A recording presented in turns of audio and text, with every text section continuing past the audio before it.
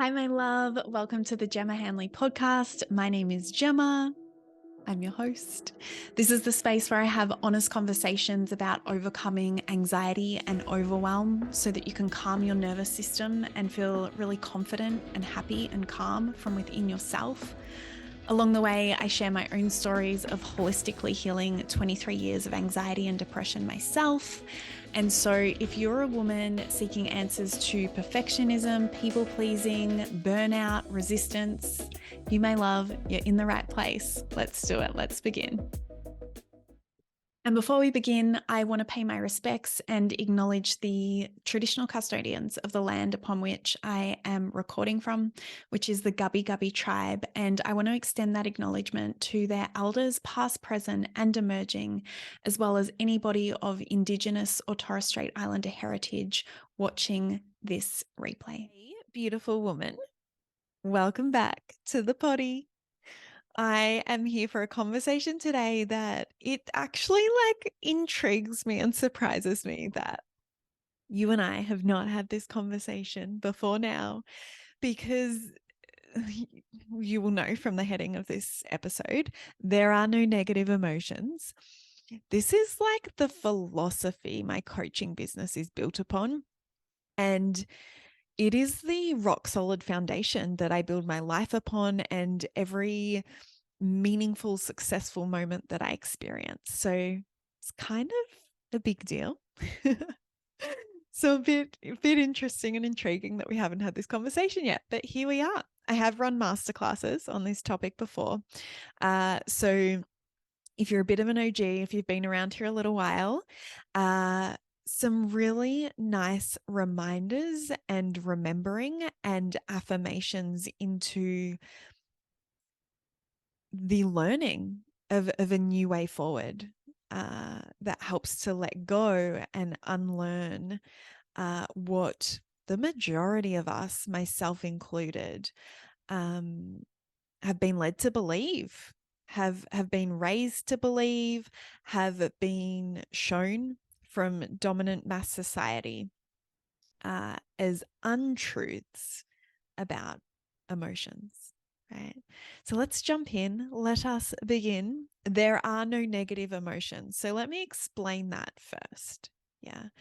Which is very interesting because negative emotions in my initial training, that was the label that we were given for emotions like anger, sadness, fear, hurt, guilt, anxiety, depression, grief, shame, embarrassment, panic, stress, overwhelm. Could go on and on. That they fit into this negative category. And, I'm not kicking that. I think that it can be a really useful word to understand where on the spectrum or the scale or the experiences of emotions you're sitting. I just don't think it's accurate. I think there's a better word that we can use for that, which, the word that I use is painful. I believe that there are painful emotions and there are pleasurable emotions. And the reason why I remove the word negative is this. The truth about emotions is that they are intelligent messengers asking you to pay loving attention to something that is deeply, deeply so fucking important. Yeah, to you. They're intelligent messengers asking you to pay loving attention to something that is deeply important to you. They are helping you to learn and understand and reveal more of what is important to you, more of what your most authentic, real, true expression would look like. Yeah. The purpose of painful emotions is to guide us into a life where we are living fully expressed in all of it, in the mess, in the awkwardness, in the hard, in our black sheepness that makes us unique, that makes us different, that allows us to feel at home and as if we belong because we're being ourselves and we're not trying to be someone else. Yeah. So that's why I teach the truth of there being painful and pleasurable emotions, but no negative emotions, because if a painful emotion is there to show you more of who you are, to help you understand more of what it is that you need, to help you express more honestly and more authentically so that you can have more of what feels fucking good in your life, like what does feel pleasurable, that's not a negative experience, right? Painful, yes. 100%. I'm not going to go into negotiation with that. I'm also a human being. I experience painful emotions. But when we truly understand the role of why emotions are there in the first place, we get to understand that they're not negative. They are there on your team. They are there showing you the way. They are there asking you to wake up to things that you are saying yes to, that you are conforming to, that you are agreeing to, that you are going along with, consciously or subconsciously, inside your awareness or outside of your awareness. That is not going to end well for you because they are not an authentic expression of who you are. Yeah. People pleasing, perfectionism, saying yes when you mean no, staying quiet when something is not right for you, staying quiet when you're not okay with how you're being treated or the environment you're in or what's happening around you, staying quiet when you have an opinion because you want to keep the peace instead of causing conflict, going along with a plan that you have with yourself, and a vision that you've created for your life because once upon a time it was a good fit and on paper it makes sense.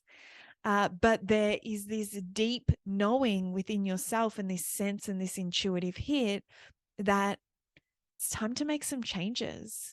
Yeah, that you're living out of an expired version of yourself. You've grown beyond that, but you're still trying to grasp onto the past. These are just some of the examples of how painful emotions are lovingly communicating to us and guiding us. And, I've used the analogy before, you might have heard on my socials on Instagram, of almost like if we're rolling a ball down a bowling alley, yeah, to hit whatever those things are, pins.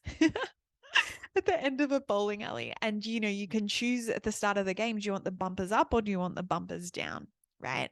And when we have the bumpers up, yeah, when we're open to painful emotions being communicators for us, they're playing that role of when like the ball starts to go off track. So straight down the lane to the pins to hit a strike is your most authentic expression, right? Because I believe that is our core purpose for being here and existing, is to learn how to embody who we are, learn how to feel free and accepting and loving unconditionally of who we are.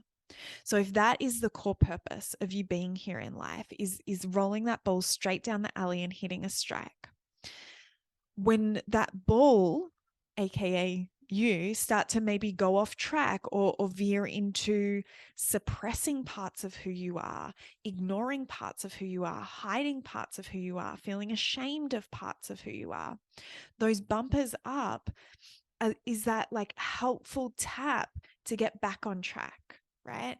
When we acknowledge it and we go in and we recognize it, yeah, so we acknowledge it, we participate with it, so we actually feel it. We don't just talk and walk around saying, oh, I feel anxious, I feel stressed, I feel sad, I feel angry, right? We actually go into the body and feel and move those emotions so that they can shift, so that you can let go of them, because you also have taken the time to understand what they're there asking you to pay attention to. And when we follow through and honor what it is that the emotions, like pure intelligence, what that pure intelligence of a painful emotion is asking us to pay attention to, its purpose is served, my love. It doesn't need to keep cycling. It doesn't need to keep showing up in different iterations of the same lesson, different iterations of the same pain, hoping that you will return to yourself and start checking in with yourself and introspecting and trusting your intuition, trusting your heart and gut feeling, trusting your internal compass and your knowing. Yeah, because that is all painful emotions are asking us to do, is be real with an experience and listen to the message that is guiding us into more of who we are. And when we do that, the pain gets to stop. Yeah.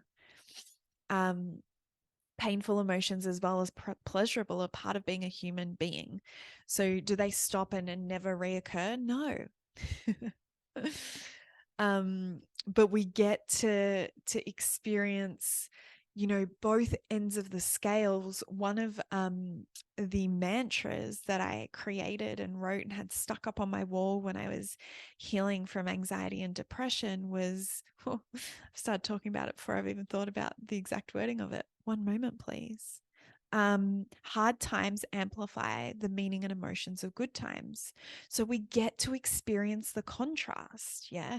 You can only reach the peaks of joy, happiness, bliss, fulfillment, confidence, elation, in contrast to how deeply you have met and felt and honored and journeyed through pain.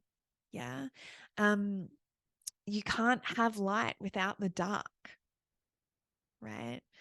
There is no version of reality. There's no version of being in touch with reality that is love and light all the fucking time. That would be a false narrative. That would be a bullshit story you are telling yourself, my love. And one of my roles as coach, in the most loving and kind and within integrity, energetics that I can be in, is highlighting where we are operating from bullshit, where we are detached from reality, because we cannot respond to something that we're not being honest about and that we're not in the facts of reality around. Yeah. And so this conversation might be a version of that for you. I think that's where I want to leave that first part, where I really just talked about why there, in my world and in my facts of reality, there is no experience of negative emotions. It's painful and it's pleasurable. And if a painful emotion is showing me how to access, how to show up, how to connect with myself, how to honor myself, what boundary needs to be set, what change needs to be made, what conversation needs to be had, what shift needs to take place so that I can access more of what is in alignment, more of what feels fucking incredible and excites me about life, that is not a negative experience. Yes, it's a painful one, but it's not a negative one. So I wanted to move into, what was my story with emotions? Because if you've listened to this podcast or followed me on Instagram or turned up to any of my free workshops or masterclasses, definitely if you've worked with me as a client, you will know that I experienced extreme anxiety and depression for 23 years, like blacking out from panic attacks while driving to work, not really being able to leave the house for anything other than work, where there would be a pretty significant consequence if I didn't show up to that. And like suicidal thoughts, deep holes of depression that I, hand on heart, had no idea at times how I was going to dig myself out of. And so this relationship that I now have with emotions, and that now forms like the bedrock for my coaching business and how I create my life, was definitely not my experience in the past. My experience and like my story and what I thought was my reality, right, which was actually not, in the past with emotions, was that they shouldn't be given power. Yeah. That emotions are there, painful emotions are there almost to be like competed with. They need to be gotten rid of. They need to be shut down. They need to go away. They're bad. They're wrong. And the better I was at getting rid of them, at silencing them, at muting them, at numbing them, the more intelligent I was, the more successful I was, and the more strong I was as a person. Like, that was something to be proud of. That was the relationship that I had with emotions, right?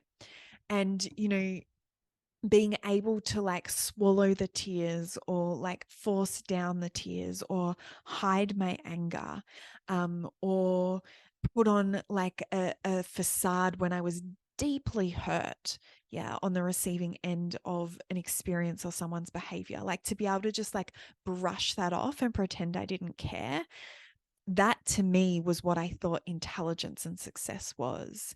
And I could not have been more wrong. Like, could not have been more wrong. What I actually discovered is what I've shared with you. Yeah.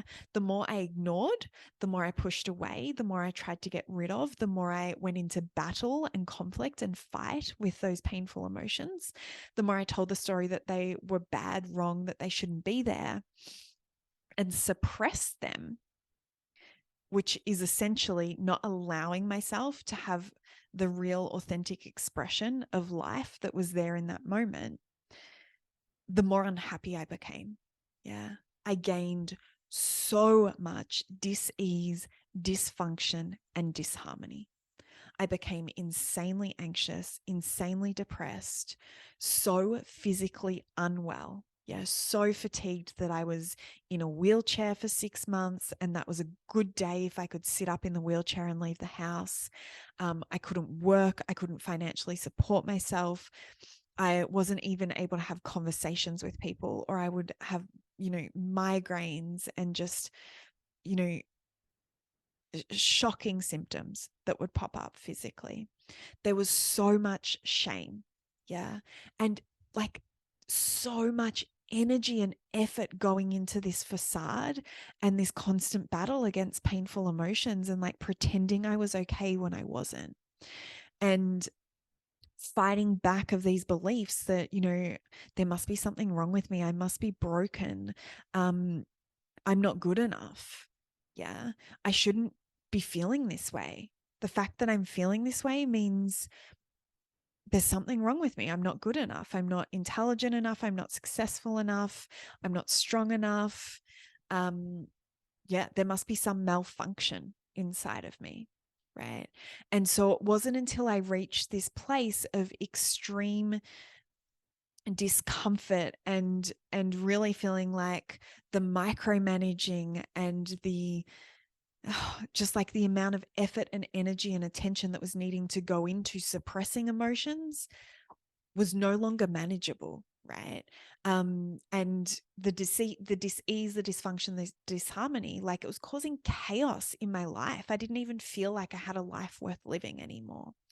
And so for me personally, naturally, when pain like that surfaces, and it doesn't have to get that big for me anymore, but I believe it absolutely did need to get that big and that intense in the past, I start asking better questions, and I start opening to the idea that there must be a better way. I must not know everything. There must be some things I don't know about, because I cannot believe that I was put here to have an existence of pain and suffering.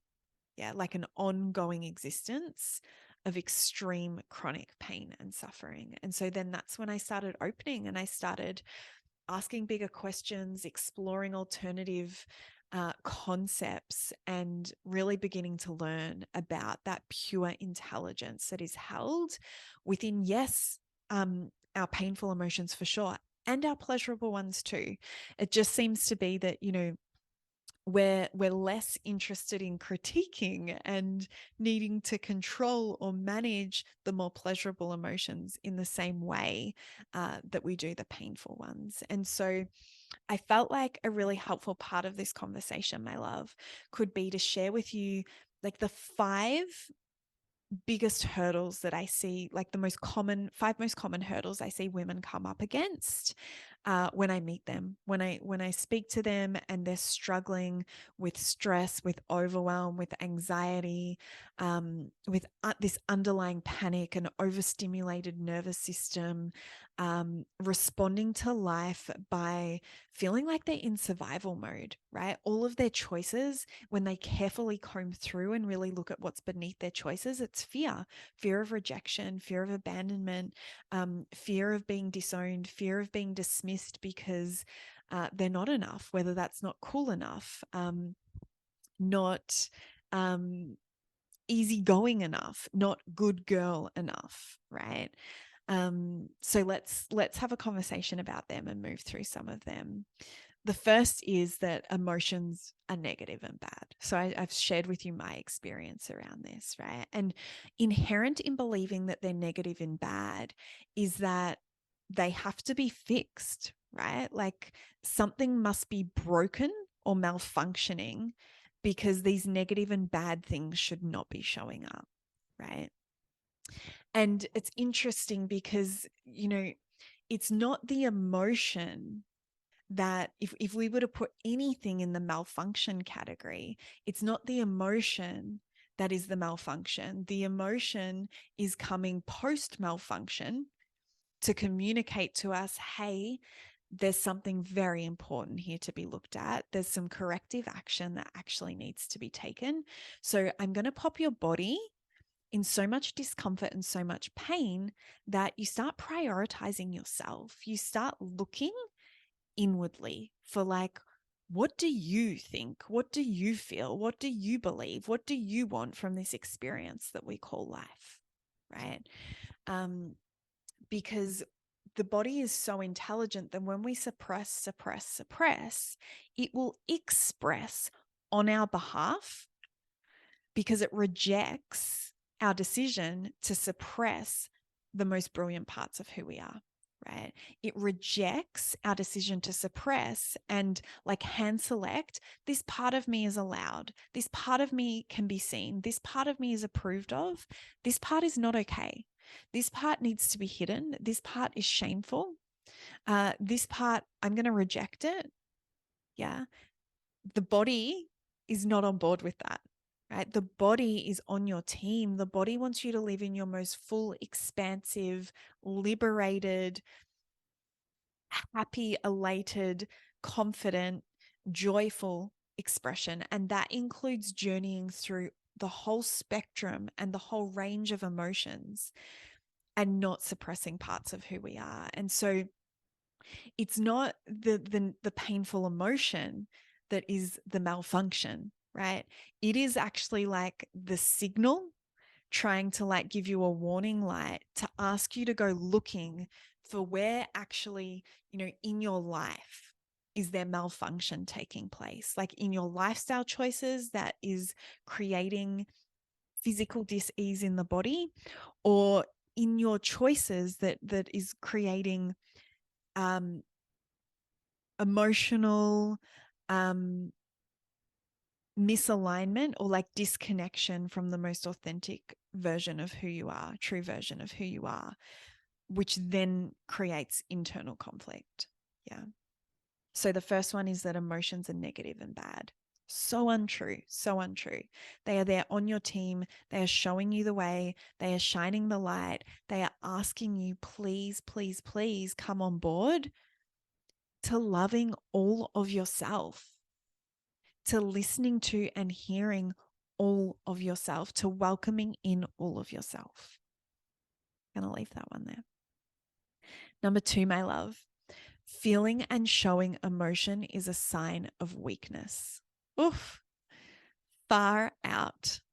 Like this is the starting place for a lot of women that I work with. And it's like one of my favorite parts around my intention behind my group coaching Experience, Reveal and Rise, because all it takes is one of these women to choose to lead and express and give herself permission to be vulnerable. And all of a sudden, the shoulders of every other woman in that space drops. The heart space softens. Yeah. And the openness that comes from that permission piece of, oh my gosh, I admire that woman in her vulnerability. She is so beautiful and fucking strong and courageous and intelligent. And I want some of that. Right. And so, yeah, for me in the past, the story was like, the more I can suppress, the more I can hide my emotions, the stronger I look, because when I show emotions, I'm weak. And,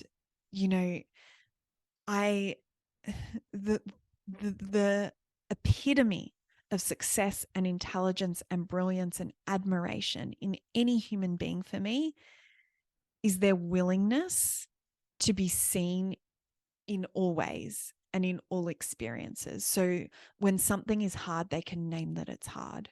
When something is hurtful, they can name that it's hurtful. Yeah, that is intelligence for me. I don't care how much money is in your bank account, what degree you have achieved, what title in your career, where you live, how many kids you have, like, what car you drive. Like, I literally do not give a fuck. None of that shit to me means anything when emotional intelligence is void or there's emotional unavailability. And I just want to clarify, I'm not shaming or saying this as a judgment, but I'm just so passionate about, like, genuine health and happiness is birthed from this place of being able to be real with who you are in all moments, right? And success other than that, which is birthed from this place of vulnerability, I assure you, my love, it's success born upon trauma patterns, trauma responses, away from psychology, away from motivational strategies. I don't want to be seen as this. I don't want to experience that thing. I'm so scared of being rejected. I'm so scared of feeling disappointment. I'm so scared of being seen as a failure, and that being used to drive what appears like as literally as appearances, as success. And I meet so many of those women, and just men and women generally in life, and they're empty inside. And, it feels like this constant pushing of shit uphill, and that the success that they've achieved, it's a constant battle to maintain it. Or, they're riddled with this imposter syndrome. And so that's what I mean when I say the epitome of intelligence and success is emotional intelligence, like being able to fully unconditionally love and accept yourself for who you are, regardless of what status of, like, life or yeah, like where you're sitting in any other area of life. It's also the power that allows you to create change from wherever you find yourself, which is the fuel that has you operating from the belief and the concept of self that you're capable. Yeah, it doesn't matter where I end up. It doesn't matter what life puts on my path, what hurdles show up. I'm fucking capable of moving through it. Like, that is power, right? So that's number 2. Number 3, some people have them and some people don't, meaning some people have painful emotions, some people don't. This is fucking bullshit. What I'm going to replace this with is some people are self-aware and some people are not, right? And so the more you are willing to open and embrace and respect and choose to be who you are, the more you're going to learn about yourself.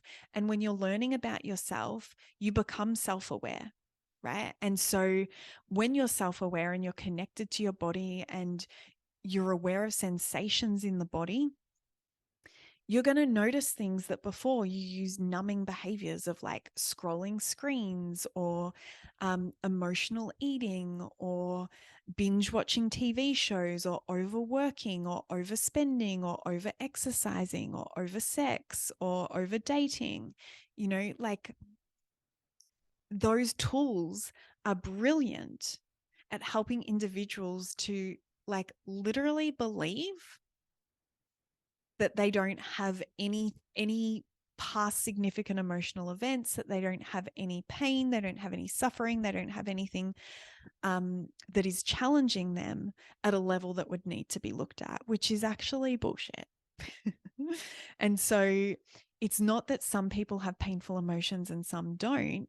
It's that some people have self-awareness and some people don't. They choose to continue subscribing to the numbing. to handing over their power, to conforming to what mass dominant society says they should do and who they should be. And they just keep playing into that role so that they don't have to think or feel for themselves, which is really sad, really sad. And, you know, a very, very productive way to protect ourselves from pain if we don't have the skills to know how to move with it and to be with it. And so that's where I meet a lot of women, is that they've noticed that that's how they're operating in the world. They haven't disengaged with it yet. They're still doing the people pleasing, the overachieving, the perfectionism, the overworking, overstimulation, because they don't understand what an alternative would look like. They just understand that there is one and they don't know what it is, right? So yeah, that's what I have to say about that one, and I'll leave that one there. Number 4, this is a goodie. I love debunking this one. Feeling emotions wastes time and takes up energy, right? And this story is like really a form of self-rejection. It's like it's the epitome of telling yourself and behaving towards yourself like you're too much, you're too inconvenient, you're too time consuming, you're too sensitive, you take up too much space, you're too loud, you have too many problems. Like, can't you just be easier? Can't you just get over it? Can't you just get rid of that? Can't you just be like, inverted commas, normal, right? And so it's such an unkind and such an unloving way to be responding to ourselves by saying, like, to be present with myself, to honor the experience that I'm having right now, to give myself permission to be in this iteration. Yeah, to be exactly who I am right here, right now. Oh, it's too time consuming. It's going to take up too much energy.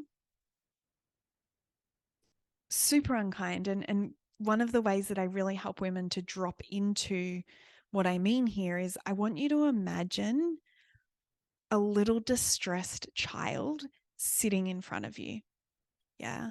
Maybe you've got a niece, a nephew, maybe you've got children yourself.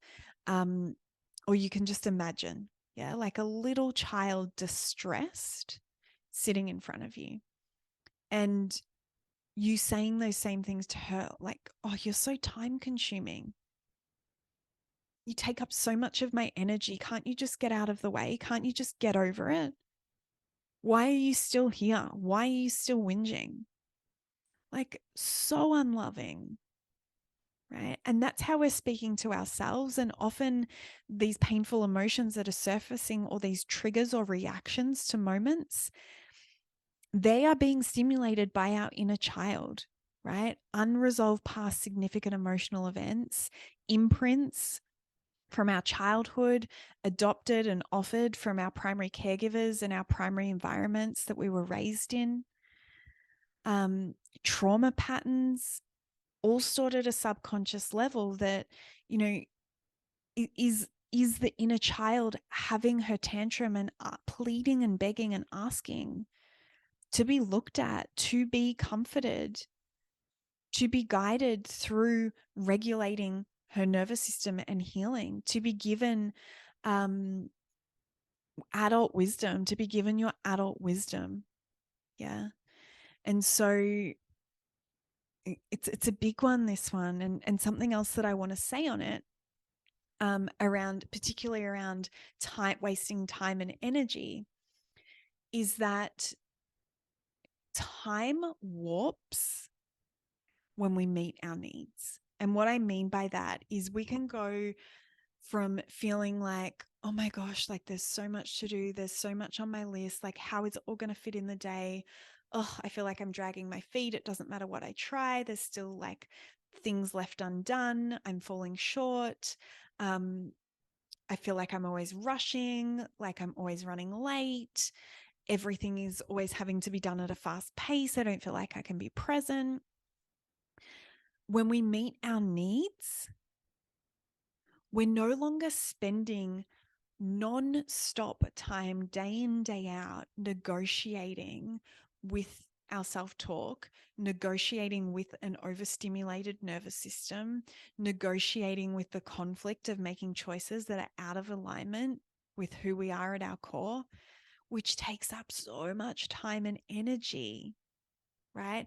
The fast route, the efficient route, the productive route is actually prioritizing the acknowledgement, the feeling, like the participation and the understanding of what is causing this state of being that I'm experiencing right now. That is the fast route. And when we honor that, when we understand why the emotion is there, what the intelligent message is, and when we respond to that and meet our needs, time warps in that it's like, oh my God, like, am I a fucking superhero or something? Like, shit is getting done.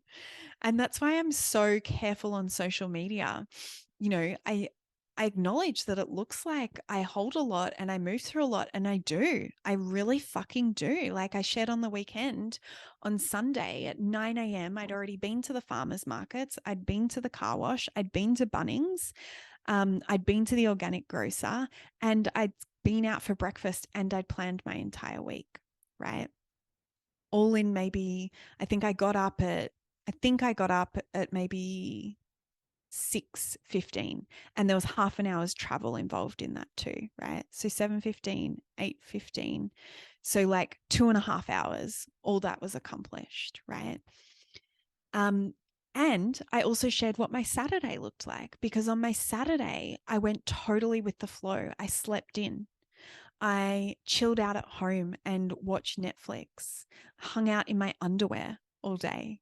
I went and organized something for a retreat that I'm going to in a couple of weeks' time, and bought some new shoes. And whilst I was there doing that, I was like, I am tired. Like, I'm forcing this. And so before I'd finished doing what I wanted to do, I got in my car and I came home and I just fucking chilled out.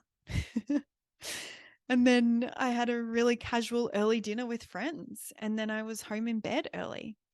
And so there's so much space for me to just be like, what do I genuinely want in the moment? Right.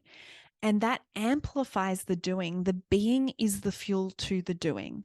The being amplifies productivity. I can get done in 4 hours what it would take me like 8 or 12 hours to do if I'm not honoring my needs, if I'm not meeting myself in the painful emotions. And when I do it in 8 or 12 hours because I'm not honoring my needs and not meeting the painful emotions, not only does it take longer, it doesn't feel fulfilling, and it's not my best. Like, I'm not delivering at my best when that happens. I don't feel satisfied. It feels like I'm dragging myself through it. And it's like, thank God that is done, and I can just cross that off the list. Yeah. As opposed to like the 4-hour version that's like high energy, bam, bam, bam. And I'm like, I am a fucking queen. Got that shit done. Right. And so, one of the workshops I've run for my clients, and that's in my online course, is time and energy magic. And I teach this because it literally feels like magic when time warps like that. But it's a leap of faith. Yeah. You have to begin leaning in and trusting this process and showing up in this way and taking that leap of faith before you will feel the evidence that it works, and it works for you, not against you. And I remember, probably still even 3 years ago, I was really still in the embodiment and learning phase of this, because everything I share with you here, everything I coach on, I am fucking embodying. Like, it's so important to me that I am walking my talk and I am a reflection of what it is that I coach and teach. And, 3 years ago, I was still in, the later stages of really learning this and really respecting this and understanding this. And I was just like, this is wild. Like, this is the worst, best kept secret. Like, this should not be a secret. Because the experience I have of life now that I live this way is so much more fulfilling and rewarding. And I just feel like I'm thriving. And I get so much done, and I can hold so much without my nervous system being overstimulated. And it feels like fucking magic. That's what I have to say about that. So to summarize this fourth one that I'm talking to you about, of feeling emotions waste time and takes up energy as a mistruth, an untruth. What did I want to say about that? What I wanted to say was it actually liberates energy. Yeah, and I guess I said that when I said like the being with self, but also just like the being in the moment, the doing pleasurable things fuels the doing. And so your productivity skyrockets when you first meet your needs and honor your state of being. Okay. Very passionate about this topic. It's so funny. I'm still, what are we? I think this is the 12th podcast episode I've done. And I had a little, like, there's been a little bit of a pause since recording. And I still sometimes feel myself like falling into the trap of planning what I want to talk about on these episodes. And feeling like, yeah, but like, I don't know what I'm going to say. And like, is that only going to go for like 10 minutes? And so I'm really leaning into like that trust piece for me of, as soon as I hit record, whatever I want to say just comes out. And so I'm just having a little internal laugh that I'm sharing with you now, because this episode was a classic example of that. I'm like, I don't even like really have anything to say planned out. And it might be a really fast episode. And I'm sitting here thinking like, we need to move towards wrapping this up, which we will do. Number 5. So the 5, like the 5th of the most common misunderstandings, mistruths, misconceptions I see women struggle with and get stuck with around emotions. And I have so much empathy for this one, is I'll get stuck or I'll get swept away in the emotion, right? Which then perpetuates the fear, right? And fear is a very like underpins so much of what we're struggling with or experiencing stuckness or stagnation or frustration or, just a feeling of not having what we want, or this idea that we won't ever have what we want. Fear underpins so much of that. And then when we go in with this false idea that, we're going to get stuck or swept away, that you're then fearing the fear, right? So that is just heightening everything. And what I do want to say about this one is that, of course, if you don't have the skills and you don't have the resources within you, or if you don't have somebody trained in this space that is guiding you or giving you feedback, you will be learning your edges. You'll constantly be butting up against the edges of your skill set, right? And when we do that, in any context of life, not just feeling emotions, in any context of life, like if I'm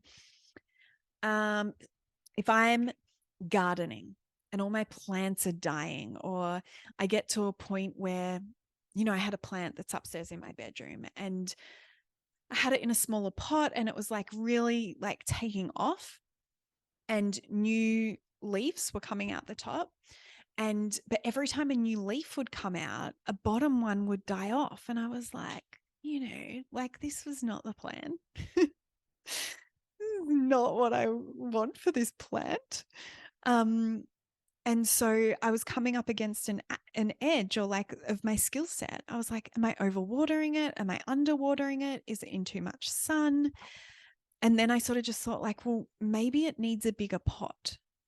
And I repotted it, and my gosh, like not only have the leaves stopped dying at the bottom, the new ones have probably doubled in the frequency that they're coming out, but the existing ones have doubled in size. Like I'm in awe of that plant when I wake up and look at it in the morning. It's one of my favorite ways to wake up, and I just look at it and think like, my gosh, the growth has been exponential. And so this can be true for you too, my love. When when you get curious about at what point of feeling emotions are you getting stuck, or where is the edge of, or like where are you butting up against the edge of your skill set that is showing you, okay, it might be time to expand this. Whether it's, for example, like listening to a podcast like this, is it asking questions, or picking the brain of a friend or someone you know of that seems to have the emotional intelligence and emotional awareness that is advanced beyond where you're at. And so you can ask some questions. Is it investing in a coach? Is it looking for free resources where you can attend free workshops? But yeah, it's part of that. So it's not true that your reality has to be that you will get stuck or swept away in the pain. It's just not. That is not something that is specific to some individuals and not to others.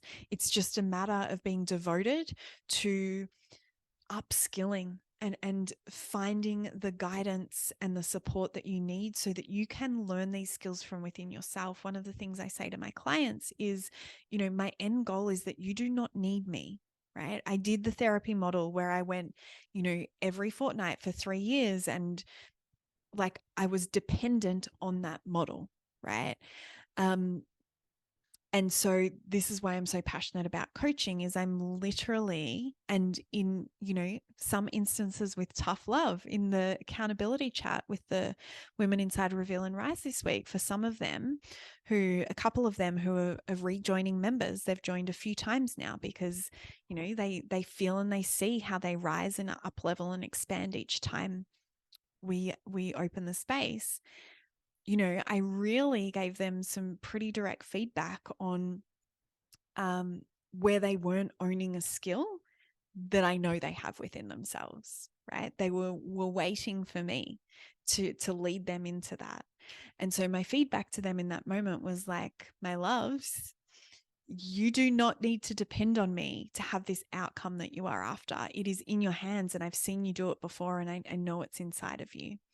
And so yeah, my invitation there would be, get curious about where are you perpetuating the fear because you're fearing the fear, as opposed to moving into or leaning into resourcefulness of like, okay, well, what skills do I need next so I can feel more confident in exploring painful emotions, so I can understand the message that's there, so that I can let go of them and it doesn't have to be my existence on repeat and continuing to cycle. Something I need to do is start looking at what time I start these conversations so I know how long they've gone for. I feel like we might be at about 45 minutes. So there's one last thing that I just want to add into this conversation, which is a very, very brief, short answer to the question of like, where does this come from? Like, why is it that we find ourselves fearing emotions, calling them negative, thinking we have to get rid of them, thinking it's weak to feel them, thinking that we can't show them or will be dismissed or will be put into a category of weakness, believing that we have them and other people don't? Like, where does that come from, right? And so our imprints, our programming that lives at a subconscious level, our coping mechanisms, our responses, our relationship to emotions is primarily derived from our imprint stage, of 0 to 7 years old, and what we're exposed to and what we're taught and what our subconscious is soaking up in those moments, either in the way it's been intended to be received or even sometimes in the way that it hasn't even intended to be received, right? We've misinterpreted a tone of voice or a behavior that we've observed. We've taken it to mean one thing that it's not, but that becomes factual and that becomes the programming that we begin building our life out of, right? And for most of us, for a lot of us, our primary caregivers have parented from the model of be the good girl, of ignoring painful experiences because they themselves are doing the best that they can and they don't have the skills themselves or the ability themselves, right, to guide these little human beings through big emotions. And so the best skills that they have is minimizing or You know, it might be so big for them and so triggering for them in their own body, in their own experience, that their most productive response or the highest available response is to try and just shut it down, pretend it's not happening, being emotionally unavailable. Yeah. Villainizing any behavior or any emotions that are anything other than polite and happy and light. And, oh, isn't she such a good girl? You're such a good girl. You're so easy to love when you behave this way. You make me so happy when you behave this way and you do this thing, right?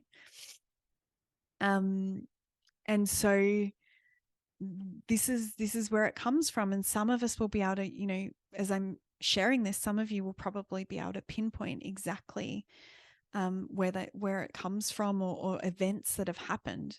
The question that I love asking is, you know, and this isn't mine, I'm pretty sure I heard this from Esther Perel, was where did you learn that? Like, where did you first learn that coping mechanism? Where did you learn that response to a painful emotion? What did you see growing up? Yeah. When big emotions were happening, what were the responses that you saw? Yeah. I had a client the other week share that when she was vulnerable, you know, with big emotions, or how she was feeling, or that she was struggling, the response that she got from her mum was, oh, like, I wouldn't talk about that, and I wouldn't let people know that you're struggling with that, right? So these and a huge part of what is happening with our subconscious programming is, what's the message beneath what you've seen? What's the message beneath what you've been taught or what you've heard, right? Which the message beneath a statement like that of like, oh, you don't need to talk about that, and I wouldn't share that with other people, is it's not okay to be who you are in this moment. Yeah, you need to hide that. It's not safe. You will be unsafe if you reveal this part of yourself in the world, right? And so that's a huge part of where it comes from. And, you know, and this is a very light conversation in this department, but the second part of it that I would love to share, just to spike some curiosity and to prompt your ponderings, is we also live in a world that is very, it's designed through masculine gifts and masculine qualities, right? And I'm not talking about men. I'm talking about the masculine energy and gifts and qualities. So structure, organization, to an extent rigidity, but ambition, providing, success, being very focused, driven. I'm not sure if I said that one before. You know, being here at this time, dressing in this certain way, you know, knowing how things work based on very clear directions and rules, right? And what inherently happens when we learn that, you know, one of the ways to survive is to conform to that model, right? We don't necessarily have to do that, but dominant mass society will teach us and suggest that that is the way. Is that inherent in that our intuitive sense gets lost, it gets left behind, it gets dismissed, right? Our deep desire as feminine women, you know, to nurture and to connect in the relationship with ourselves, yeah, and with others, but in the relationship with ourselves, it's not encouraged in the same way, yeah. And, you know, I want to come back to that word sense, which is, it's our intuitive ability to know and to feel, to know through feeling something is off here.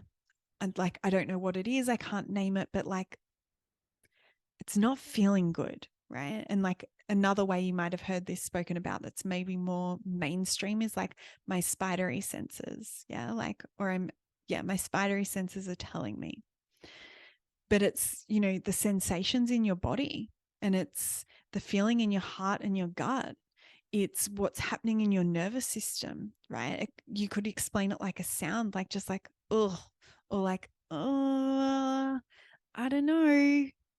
Yeah. And then on the other side of that as well, it's like this all encompassing, undeniable, compelling, energetic force where it's almost like, oh, I just know I have to do that and I can't explain why. And like this thing that just lights me up inside and I'm so excited and I could do it all day.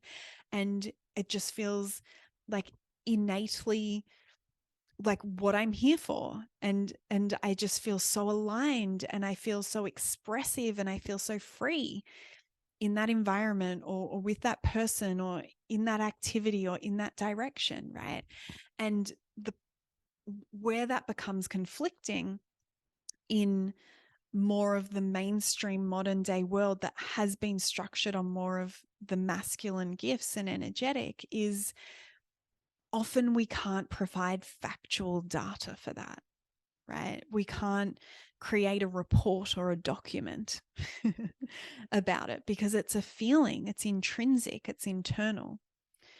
And so, when we grow up and when we move through these systems like education systems and medical systems and social etiquette systems, and we're taught to dress a certain way and behave a certain way and to speak up at certain times and not at other times, and that if you want this role or if you want this job, like this is the process that you must go through and this is how you must present and these are the things that you need to have done before you can do that. Like it can really stifle and mute that intelligence from within, that inner sense of who we are and what we need and what's important to us. And so a lot of what I teach women is a reconnection to that and a remembering of that and a rebuilding of trust, because there will have been multiple instances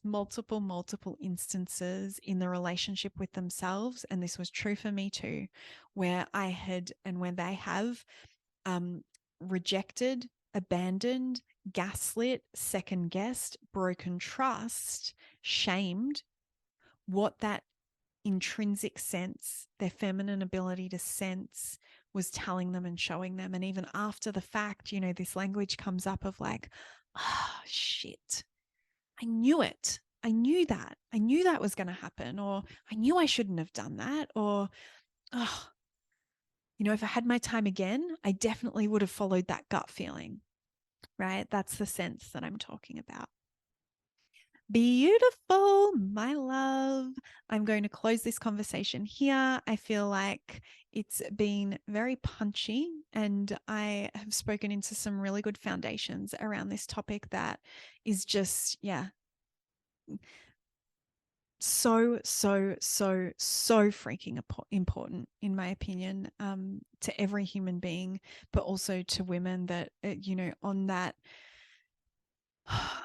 on that journey of seeking inner alignment, of being able to know who they are, what they're here for, what their truth is, what's their voice versus someone else's voice, what would make them happy, and ultimately end up in this experience of life where they feel confident, self-assured, certain, and really free and calm from within.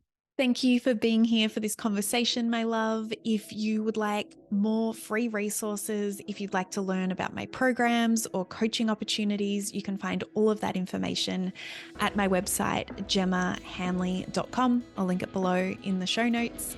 And if you would like to connect daily, head over and find me on Instagram. My handle there is Gemma E. Hanley, and I reply to all of my DMs there personally. If you enjoyed this episode and found it valuable, please share it with someone. You never know who needs to hear one little thing to take their day from feeling stuck and heavy to light and free. See you on the next one.